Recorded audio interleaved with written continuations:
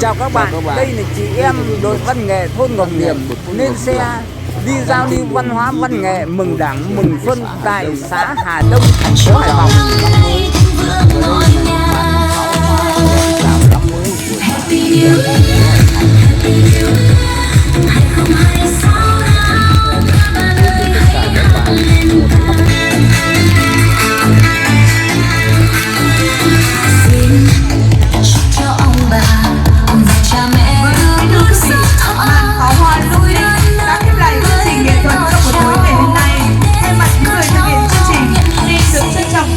Chị để hiểu và nhân dân lời kính chúc sức khỏe, hạnh phúc và thành công. Chúc một năm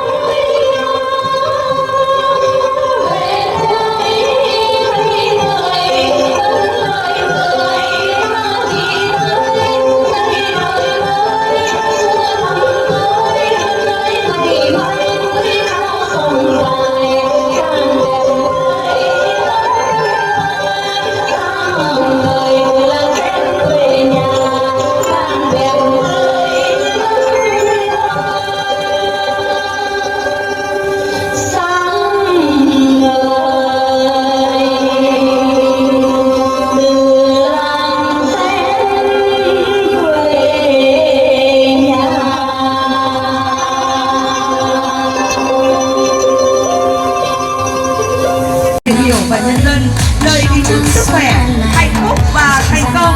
Chúc một năm